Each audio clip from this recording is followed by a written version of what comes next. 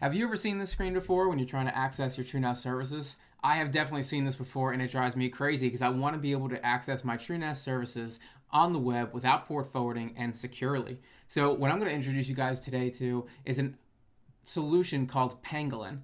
Pangolin is a tunnel diverse proxy server. It's basically a drop-in replacement for Cloudflare tunnels. Now, Cloudflare tunnels has a few drawbacks because, of course, you're using the Cloudflare service and you're using it for free, so there's going to be some limitations on what you can and can't do. But Pangolin has none of those limitations. It's basically the unchained version of a Cloudflare tunnel, and it works the same way. You are not going to have any port forwarding on your router. As long as the endpoint for the tunnel is up, you can always reach it without having to worry about IP address changes or DDNS or any of that stuff. So it's got a lot of really cool stuff baked into it. As you can see here with these pictures, it's very pretty. It reminds me very much of NetBird, where it's built on the same type of UI, which I'm going to show you in a minute. And if you want to just go ahead and look at the GitHub page, which I'm going to link in the video description, you'll see here there is a ton of features, but the most important ones are, of course, that you don't need port forwarding. It's WireGuard under the hood. It does TCP, UDP, and HTTPS according to whatever you want to forward. It's obviously very pretty. It's got load balancing, which is pretty cool, and it's got built-in identity management for multiple users in case you're not the only person that you want to actually edit your tunnels and maybe build more endpoints. So it's definitely feature-packed. So today we're going to go over the UI, we're going to go over installation, and we're going to take it for a test drive on a VPS that I have set up. Here we are at the Pangolin UI. So during the installation, I've already made a email and a password, so I'm going to go ahead and log in with that right now.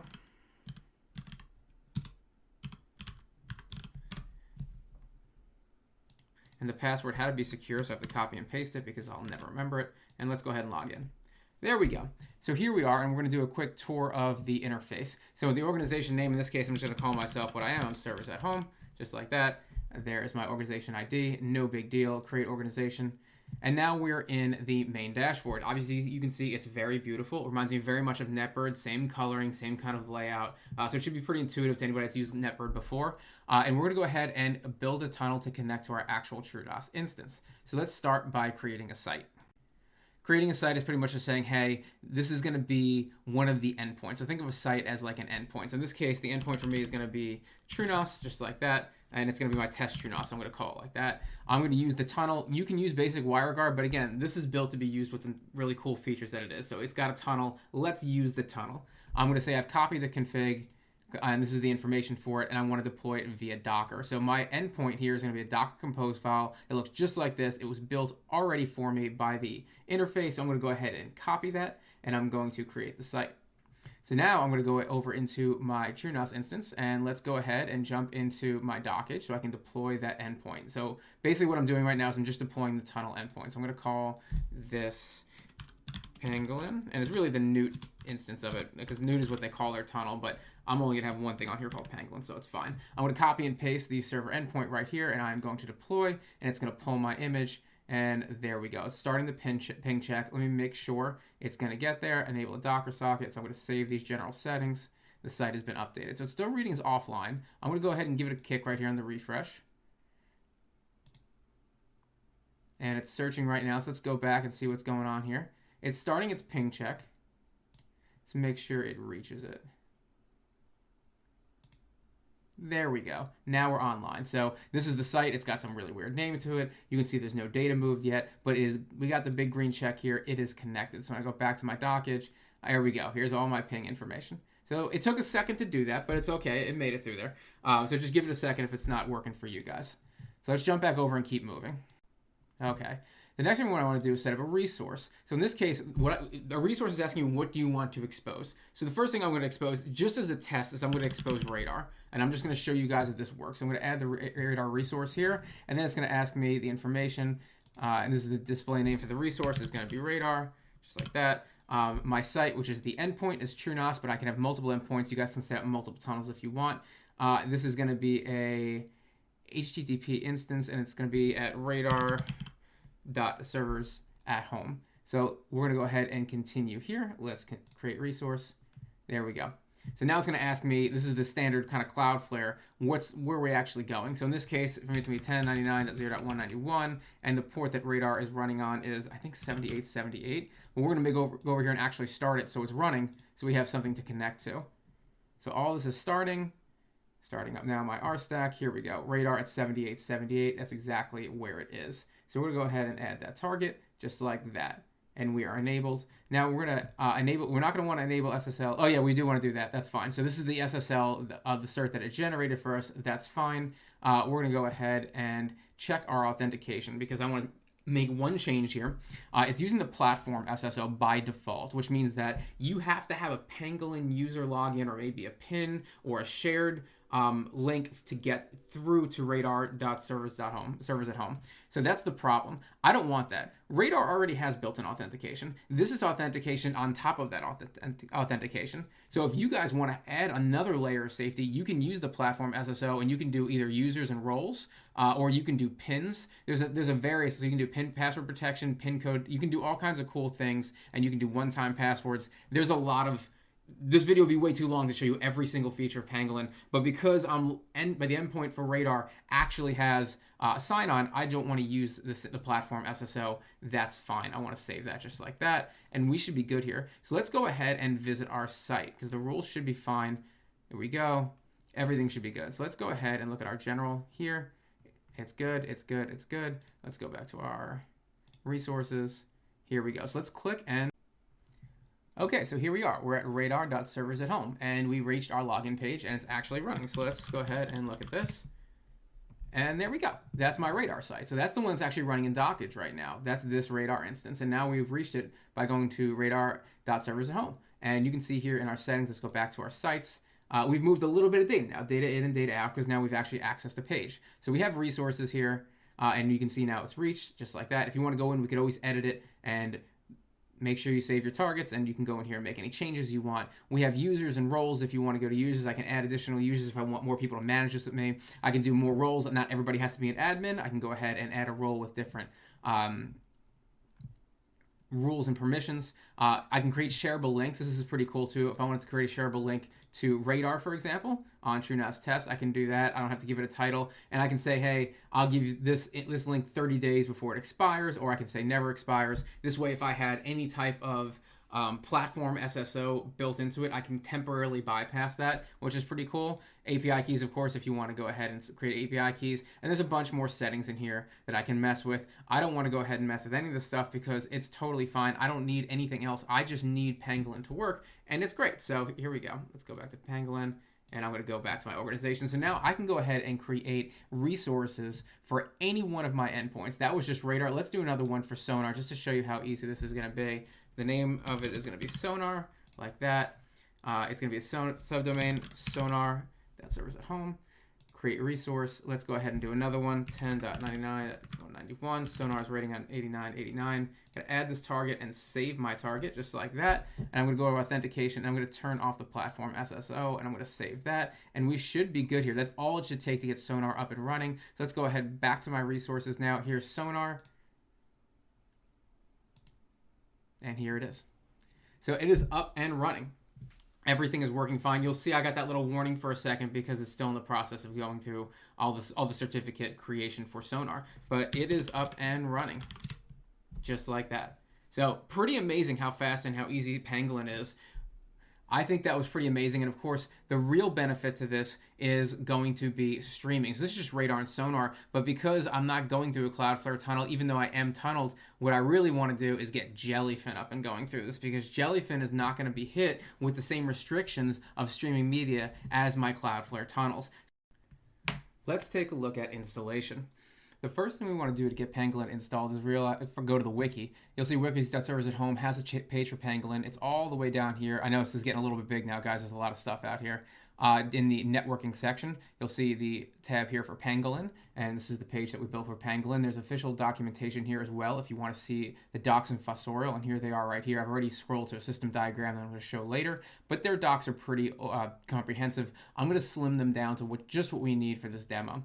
So the first thing we want to look at is the prerequisites. The way that Pangolin works, and this is when I'm going to use this fun demo, is we're going to use, for all our users, there needs to be a cloud VPS, and then there's going to be edge servers. So the cloud VPS is what needs to be set up first. I'm going to use AWS. You guys can use RackNerd or anywhere you want. It doesn't take a whole lot of horsepower to run Pangolin. So you can get a pretty small instance, maybe 1 GB of RAM and one virtual CPU, and about an 8 gig SSD will perform perfectly well. So that's what we need to do to get a VPS up and going. You can use any one you want. This option from Rackner is about $10 a year, so it's pretty cheap to run this in the event that you're on a real tight budget.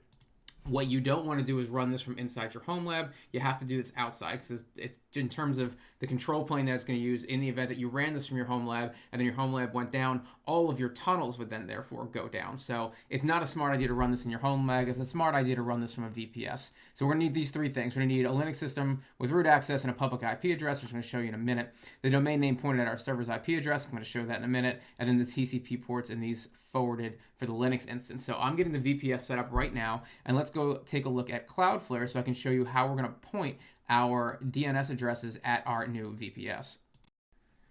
Okay, so here we are in Cloudflare, and we're looking at the DNS records table for servers at home. So you can see here I've got a few things already. I've got the blog, the wiki, the landing pages here, and I've got some other records down here, and this is for email. So what we're going to want to do is we're going to want to add 2 records. So when I come in here and I want to add a record, I'm going to go to a AAA record, and I want to do a change here. I want to do my wildcard record to the IP address of the VPS I just set up. So my VPS address is this, and I don't care if you see it because it's going to delete it by the time this video goes live. I do not want to proxy it, so I'm going to go ahead and do that. So anything anything at that servers at home that's not these names is going to go directly to the VPS. So I'm going to save that to add that record just like that. Bingo. So anything, and I'm going to want to add one for the Pangolin dashboard. So I'm going to add a record here. And I'm going to do another, in this case, it's going to be CNAME. In this case, it's going to be Pangolin. The target is we got servers at home. Actually, I'm going to do this as an A record, like that. So Pangolin at servers, I'm going to make sure I spell this right, Pangolin at servers at home is going to go to the same IP address as 54.174.72.54, just like that, unproxied, and I'm going to go ahead and hit save. There we go. So now I've got 2 new records going to my VPS, Pangolin.servers at home and star.servers at home. And the reason, star.servers at home. And the reason for that is anything that I want to add through Pangolin, I'd have to come in here and create a DNS record for it first and then create another DNS record in Pangolin. And it seems redundant. It's just easier to use the wildcard record. So now we can go ahead and set up Pangolin on our VPS. Okay, back to the wiki. We have our prerequisites set up. Now we have a Linux system with root access. We have a domain name pointed to our server's IP, and I've already opened on my firewall these ports. I've already chosen a VPS, so now I'm going to jump down here to installation. We're going to install this on bare metal. We're just going to copy this command to my VPS, and then it's going to walk us through some questions. So here's the questions it's going to walk us through. I'm going to first copy this file, this little one-line command. I'm going to open up my terminal here, and I'm going to go ahead and sudo paste this command. Good. So now I'm going to do that one more time. There we go. That worked. Make sure you're as root when you do this, because you see I got an error before. It said unable to change the permissions, so now it was able to change the permissions. So now I'm going to just go ahead and run installer like that. And here we go. Now we're going to answer some questions. Enter your base domain. So in my case, my base domain is servers at home, like that. That's the base domain. Now for the rest of these questions, I'm gonna just pretty much hit yes for all the defaults, because all the defaults are correct. So if it's asking me, do I have a Pangolin dashboard? Yes, I do. Pangolin.servers.home, and that's where I made it. Email, I'm just gonna use a nonsense email, but you can go ahead and use your real email here. Do I want to establish? Yes, I do. Again, use your email. I stick to the defaults. I'm gonna have to create a password. I'm gonna input my password. Okay, so I'm gonna leave all these defaults. Yes, I want to sign up without an invite. Yes, I want to disable sign up without an invite. Yes, I want to disable users from creating organization. I don't want email. I do want to install Docker, and it's going to go ahead and pull those packages for me now. Okay, that section is finished. It has said we have installed Docker successfully. Would you like to install and start the containers? Yes, I do want to start the containers, and it's going to go ahead and do my pull right now, and we're going to come back as soon as all this is up and running. Okay, all my Docker containers are started and healthy. Would I like to install CrowdSec? If you don't know what CrowdSec is, it's an additional security component you can build into Pangolin. It requires you to be dependent upon the CrowdSec service. Because I'm running this alone and I don't want to get super crazy with it, I'm just going to say no. and then the installation is complete. So I can go ahead and close my installer, and I can close my SSH connection, and I can jump back into the wiki. So I've got my installer done, and I've gone through all these questions. And again, if you have any more questions about what those things I just answered were, in the wiki it shows you exactly what it's going to take here. Security sections, email configuration, all that stuff. In conclusion, if you guys are looking for something powerful like Cloudflare Tunnels that gives you the safety of no port exposure on your router, but at the same time gives you things like signed certificates from Let's Encrypt, as well as multiple layers of authentication with this beautiful UI, consider Pangolin. For something as cheap as $10 a month on a VPS, $10 a year, mind you, on a VPS, you can have this secure tunnel into your Homelab and really anywhere else you want to deploy tunnel endpoints via Docker or via bare metal. Direct access. It's amazing. We can do streaming media. We can do endpoint sites like Radar and Sonar. We can do cloud. We can do Nextcloud with infinite upload limits. There's all kinds of things we can do now without having to worry about the restrictions that Cloudflare places on us, because of course they're giving us a free service. So if you're looking for something simpler than a VPN, but more secure and flexible than traditional reverse proxies, Pangolin's definitely worth a look. So if you have any questions or feedback or anything like that, please drop them in the comments below the video. If you want to have a really technical discussion, you're having problems getting this running, please visit us on the Servers at Home Discord channel where we can have a proper conversation. Don't forget to like, subscribe, and share this with your friends who are working with port forwarding and maybe are struggling with getting back into their networks. Please, if you want to thank me, buy me a coffee.